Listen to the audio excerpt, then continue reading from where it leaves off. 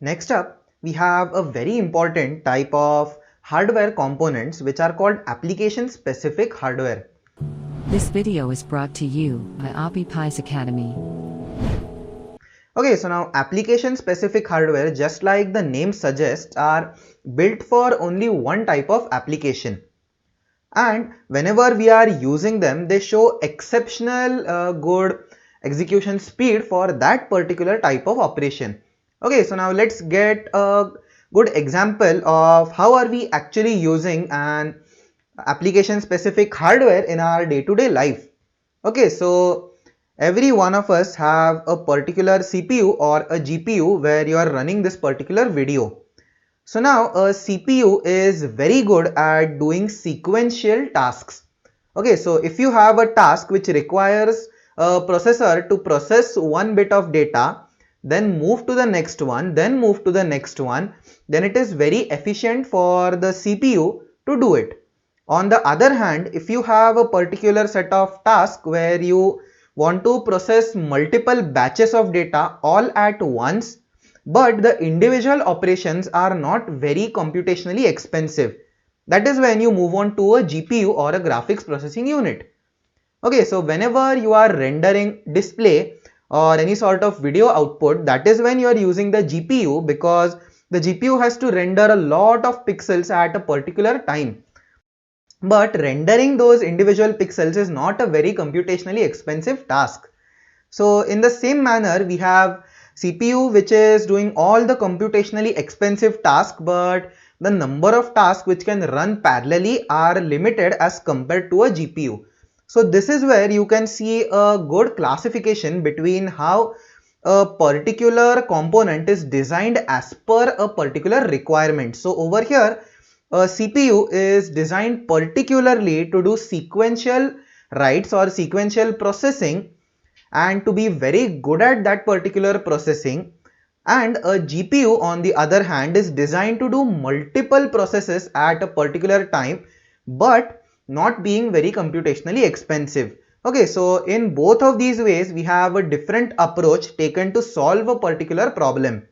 And if you look at the overall output of a CPU or a GPU and if you interchange their tasks, it is very difficult for them to do it. For example, if you want to render a display out of your CPU, okay, so if you are into gaming and you have ever tried running the display or the display output from a CPU without putting in an external graphics card, then you get very low frame rates.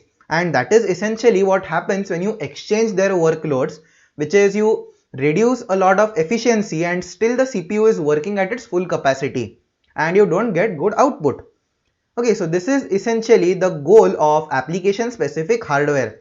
And inside application specific hardware, you further have application specific integrated circuits or application specific chips, which are ASICs.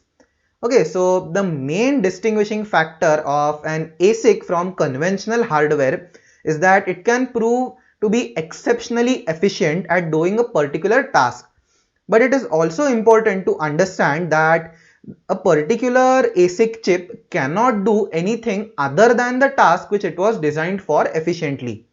Okay, so now let's look at some examples of application specific hardware in the real life. Okay, so first of all, a domain through which you might have heard about ASICs is cryptocurrency mining, because over there you have to generate a lot of different numbers and guesses accordingly and then solve a particular problem. And if you solve it, you get a particular reward. So essentially you only want to do one particular type of task. And if you show exceptional amount of accuracy or exceptional amount of performance in it, then your reward increases. So in a similar fashion, there are a lot of companies which design application specific hardware just for cryptocurrency mining, where they draw a little bit less power as compared to the equivalent conventional circuit, but they can also deliver good performance. So that is why ASICs is very much favored in the case of cryptocurrency miner. Okay, then we have Intel Movidius. So this is a particular ASIC chip or an ASIC stick which is made to make AI or machine learning related training or development tasks a lot easier. Okay, so as time goes by, you will be seeing a lot of different ASICs find applications in between self-driving cars or neural processing units or even computer vision and that kind of stuff. So Intel Movidius is a similar thing where you can deploy a machine learning model and get an output quickly or even train the model quickly, and it runs on a single USB port, or in this case a PCI extension port.